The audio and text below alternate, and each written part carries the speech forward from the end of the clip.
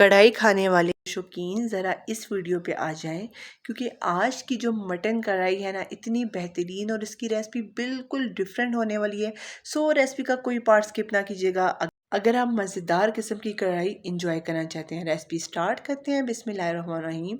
सबसे पहले आपने ले लेनी है कढ़ाई और उसके बाद यहाँ पे मैंने लेना है बकरे का गोश्त 1 किलो। नमक शामिल कर देना है 1 टेबल स्पून। साथ ही नॉर्मल जो टैप वाटर होता है वो शामिल कर दूंगी 3 गिलास।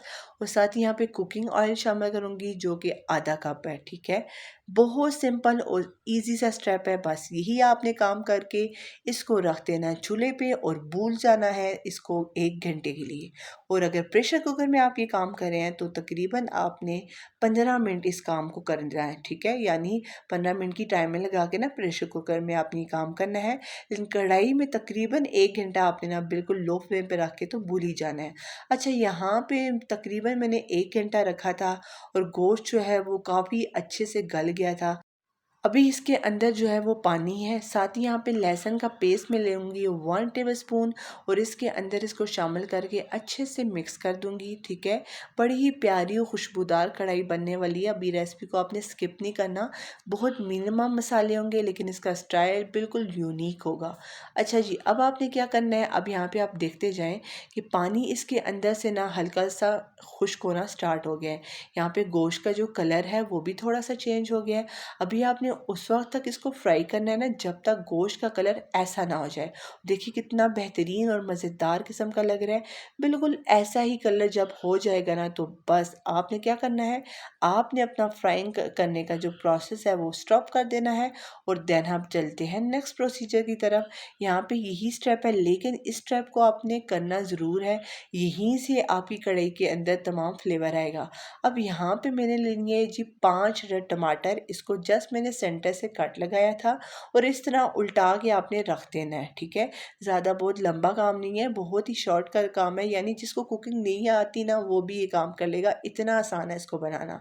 ऐसे मैंने जितने भी टमाटर थे ना सबको इसी तरह उल्टा करके रख दूँगी।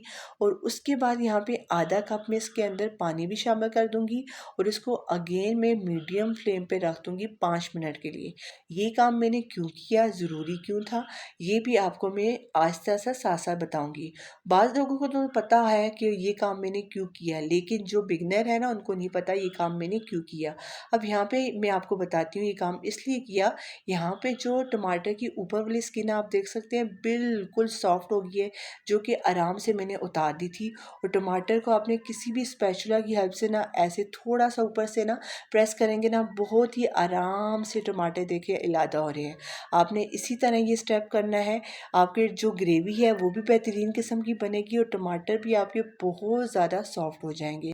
अच्छा जी, अभी यहाँ पे काम ख़त्म नहीं हो जाता, अभी थोड़ा सा काम आ गया लेकिन वो भी बहुत आसान काम है।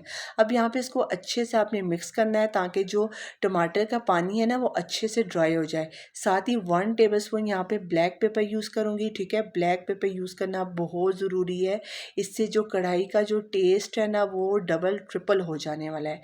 उसके बाद आपने दोबारा अच्छे से इसको मिक्स कर देना है।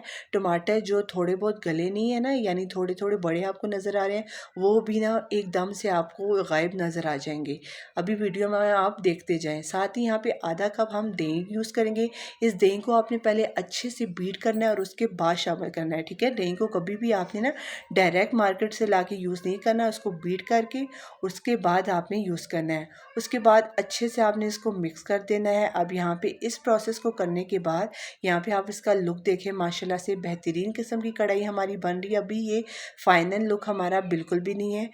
अच्छा जी, अब आपने क्या करना है कि जब इसका कलर ऐसा प्यारा सा रेडिश आ जाएगा ना तो बस अब आपकी कढ़ाई होगी कंप्लीट। लास्ट में इसमें आपने शामिल कर देंगे ग्रीन मिर्चें। ठीक है, वो शामिल करना बहुत ज़रूरी है, उसी से आपके सालन में आपकी कढ़ाई में 4 चांद लग जाते हैं। बस जी, यहाँ पे ग्रेवी को आपने बिल्कुल ड्राई नहीं करना, चूल्हे की जो फ्लेम है वो आपने बंद करनी है। और माशाल्लाह से आप देख सकते हैं बेहतरीन किस्म की हमारी मटन कढ़ाई बन के रेडी हो गई है। इसके साथ ही अगर मेरी आपको थोड़ी सी भी वीडियो मज़े की और इंटरेस्टिंग लगी हो तो वीडियो को लाइक करें, सब्सक्राइब करें, बेल आइकन को प्रेस करें और वीडियो को ज़रूर शेयर करें अपने फ्रेंड के साथ, फैमिली मेम्बर के साथ, ताकि वो भी इस मज़ेदार की किस्म की कढ़ाई से लुत्फ़अंदोज़ हों। अच्छा जी, यहाँ पे आपने गरम गरम रोटी बनानी है या इसके साथ आप तंदूर की रोटी भी इंजॉय कर सकते हैं और अपनी मज़ेदार सी कढ़ाई को इंजॉय करें और मुझे दुआओं में ज़रूर याद रखिएगा। अपना बहुत सारा ख्याल रखिएगा। मिलते हैं एक नई मज़ेदार सी और इंटरेस्टिंग वीडियो के साथ। अल्लाह हाफ़िज़।